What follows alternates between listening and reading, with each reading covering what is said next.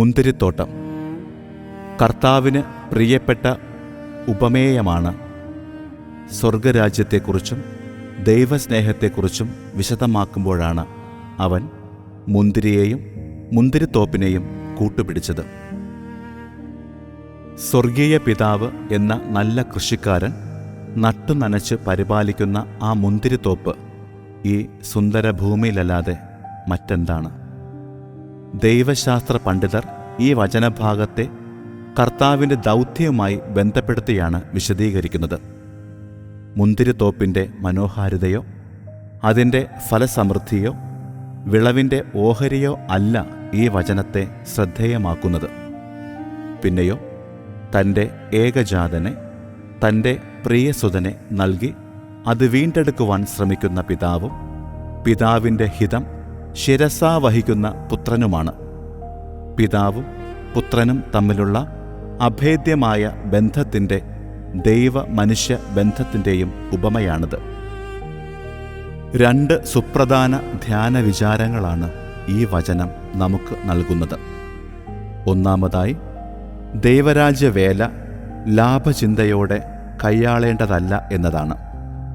ലാഭചിന്തകൾ നമ്മെ ഭരിക്കാൻ തുടങ്ങുമ്പോൾ ക്രിസ്തുവിനെ പുറന്തള്ളാനാകും നമ്മുടെ ശ്രമം. ഫരിസേയർക്കും നിയമജ്ഞർക്കും സംഭവിച്ചതും മറ്റൊന്നല്ല. ക്രിസ്തുവില്ലാത്ത ക്രിസ്തീയതയാണോ നാം അനുവർത്തിക്കുന്നത് എന്ന് ചിന്തിക്കേണ്ട കാലമാണിത്. ക്രിസ്തീയത ഒരു അലങ്കാരമാകുന്ന കാലം, ഓർണമെൻ്റൽ ഫെയ്ത്ത്. രണ്ടാമതായി, എല്ലാ ധ്യാന വിചാരങ്ങളുടെയും മൂലക്കല്ല് ക്രിസ്തുവാണെന്ന ധ്യാനമാണ്. Faith without Christ is like a journey without an aim എന്ന് പറഞ്ഞത് വിശുദ്ധ ഫുൾട്ടൻ ജെ ഷീനാണ്. ക്രിസ്തീയതയുടെ ആണിക്കല്ല് ക്രിസ്തുവാണ്. അതിലാണ് നാം സകലതും പടുത്തുയർത്തേണ്ടത് എന്ന ഹൃദയവിചാരവും ഈ വചനത്തിൻ്റെ ചാരുതയാണ്.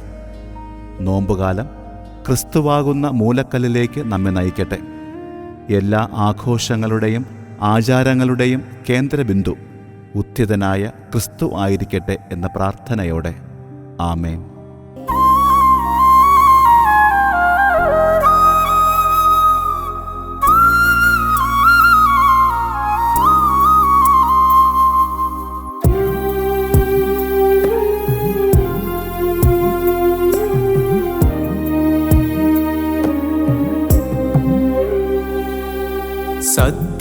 സത്യനാമമേ നിത്യനാമമേ രക്ഷാദായക നാമമേ, യേശുനാമം മഹോന്നതം, യേശുവേ യേശുവേ.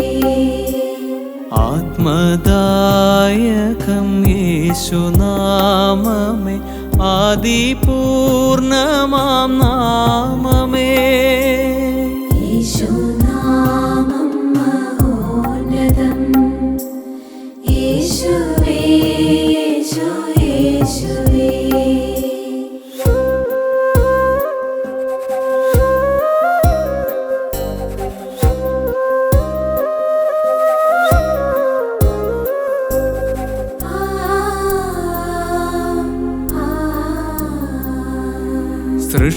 സൃഷ്ടികാരണം യേശുനാമമേ സർവവ്യാപിയാം നാമമേ, യേശുനാമം മഹോന്നതം, യേശുവേ യേശുവേ. സർവപാലകം യേശുനാമമേ സ്രഷ്ടാവിൻ ഏകനാമമേ, യേശുനാമം മഹോന്നതം, യേശുവേ യേശുവേ. യേശുനാമം മഹോന്നതം, യേശുവേ യേശുവേ. യേശുവേ യേശുവേ, യേശുവേ യേശുവേ.